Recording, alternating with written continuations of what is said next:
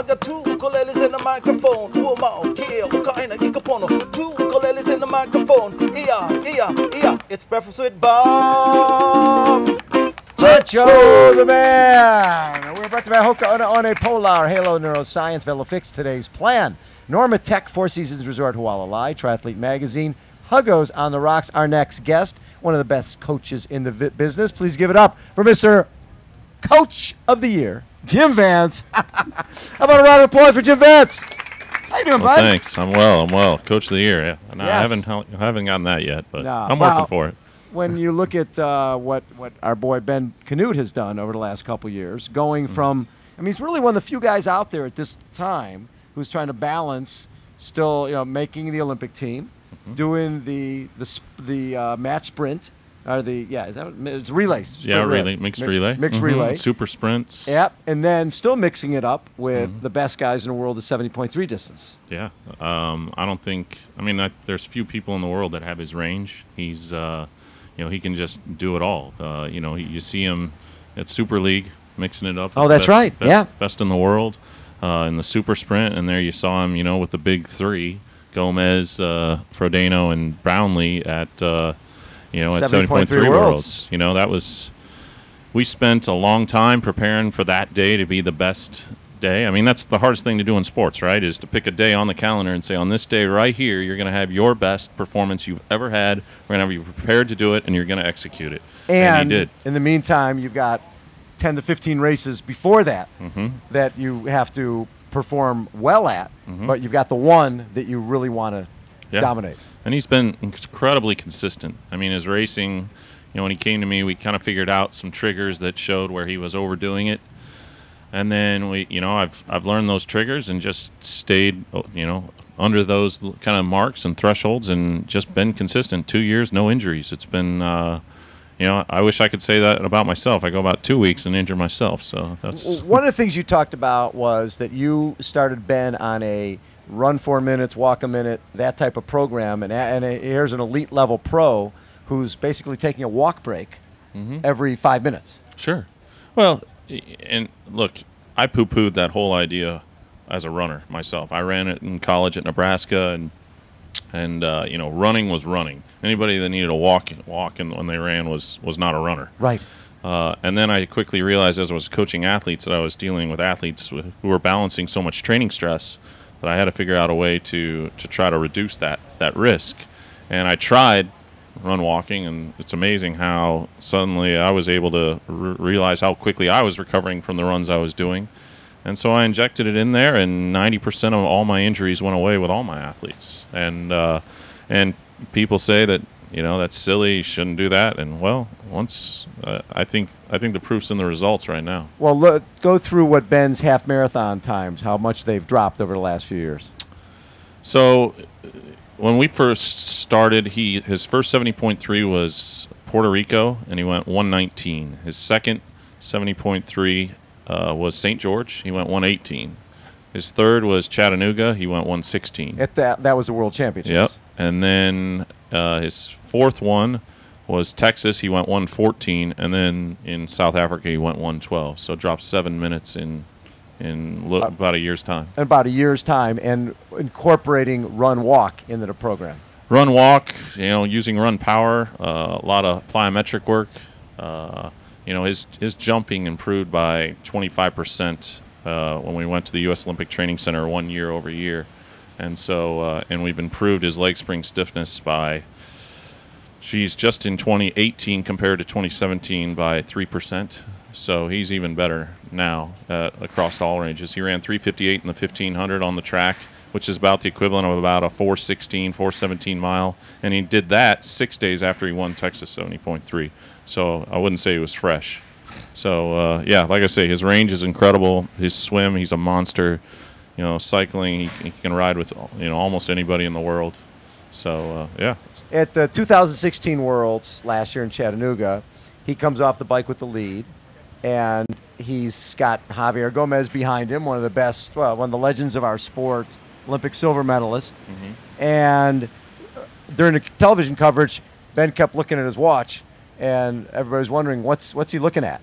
And that he was looking at his run power. Yeah. Well, we knew that he had to stay under 340 watts. For running, yeah. For running. And that was a really undulating course. I think it had 1,000 vertical feet of climbing on the run course alone, which comes out to about 80, 90 feet every mile.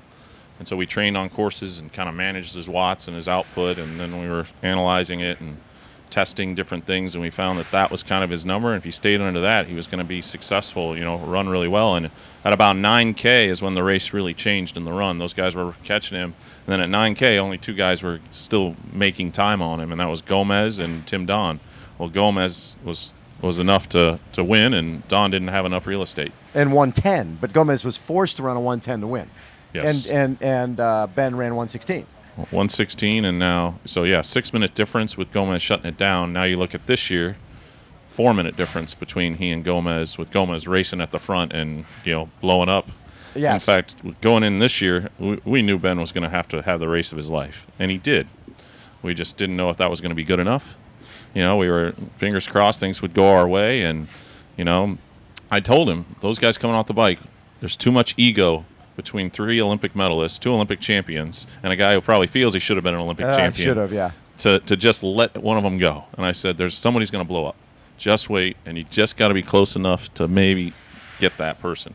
And he took a risk. He went after it, but, and then you see Gomez walking, and I'm thinking, this is it. This is exactly as we planned it, exactly how it's going to go. But Gomez is just tough, and now there he goes. And it's really interesting, too. I can tell you, Ben's recovery from that race was exponentially more than what it was for Chattanooga and any other 70.3 we've done. It took him 3 weeks to recover from 70.3 Worlds. Well, yeah. And you're talking about probably one of the greatest races in history, with Frodeno running 106 off the bike. Well, and Frodeno comes out of it with a stress fracture. Yes. Brownlee has not been himself since that, and struggling. He didn't even do Super League. So it's really interesting how Javier Gomez is going to really recover. I thought it was crazy those guys were even showing up. To be honest, with what Jan had done this year, this was only the box left to check. Right? I thought so. I was surprised he went there. Yeah. But he felt, sometimes you're feeling good, you're feeling like it's time. Yeah. Talk a little bit about today's plan. That's a new platform that you're working with. Yeah, so today's plan is a coach training and athlete management platform that's been created. And really what it does is it says, okay, if you're a coach, how do you like to coach? Well, here are the tools that we have that can help you, and we can tweak them, right? To make them more specific to you and your needs as a coach, and the way you analyze everything. There's so much customizability within it, automation to give coaches more time, know the key things they need to know. I call it daily training attention. Does an athlete have my attention? So I have certain markers that I watch for. So when Ben Kanute wakes up in the morning and he logs how he's feeling in the morning, his fatigue on a scale of 1 to 10, if it's below a certain value, it lets me know that right away. Hey, Ben just woke up and here's what he said. Here's what he put in. So that alerts me. Then I can ask myself, well, is that expected or is that not expected based on where we're at? And if it's not, then I can address it right then, right there, come up with a plan for the day to change what we're doing, or if needed, or have contingencies if the workout starts a certain way and changes. Because at this level, and I don't care who you are, the higher your goals are, the less margin of error you have. So you got to leverage every day, and so many athletes are taking big risks in training, and this was one of those ways. I go back to it. I wanted to reduce training risk. And that's led to Ben's consistency in 2 years with no injuries. And I don't think it's any surprise to anybody that this year, 2017 was a great year for Ben. Island House win, Alcatraz win, second at 70.3 Worlds, a bronze medal or silver medal at Mixed Relay Worlds. This year he won New York City, Boston, Alcatraz. He's won the MLT. He's all the way up there. And now, it's been a better year. He had an even better race at 70.3 Worlds, and you only do that with consistency and time of training and not being injured. And so this year we adopted this platform. I helped kind of design some of it, especially the run power side, which I'm big on. So I've been able to track and see if what we're doing is actually working, especially for what we want to target. And I think the proof's in the pudding. The results are there, and it's it's a cool company because they're very nimble, they're quick, they're market disruptors in the way that they do it. They're creating technology all the time. Since I've been here, I've seen 4 demos on new stuff they're coming out with that I'm super thrilled about. And we're just beta testing and doing some stuff. But man, it's cool. It's a wonderful time to be in the sport if you embrace technology. Well, yesterday we had a whole thing on running with power, and that, like you said, that's the new frontier. It because is. everybody's guessing in the past, and now you don't have to guess, which I bet you can tell from looking at the numbers if he needs more time off. Yeah. If you, like you said, from the numbers that 70.3 Worlds took a ton out of him. Oh yeah, I mean that, and then the subjective side. So when he's logging how he's feeling, and that's been the new thing. So now I know what it's like to be Ben Kanute when he wakes up in the morning. What's normal? What's not normal? I never knew that before. Interesting. I only could see data from workouts. But we all know there's so much going on in our lives besides the workouts that we do. Right. From family stress to work stress to sickness to diet to mood to everything. Just your confidence. Right. I can measure his confidence now. Literally see it as we're going, and it's and that's really when I look at the whole athlete. I mean, that's why we've made these huge jumps, and yeah, it's been great to have today's plan to do that, and all the other technologies of run power and normal bike power and everything. So I'm thrilled. Jim Vance has been our guest. How about a round of applause on Poncho Man? Take us out. I got 2 ukuleles in the microphone. HOKA and microphone. 2 ukuleles in the microphone. Ayo, ayo, ayo. It's breakfast with Bob. So there's just 1 ukulele and 2 microphones. Yes.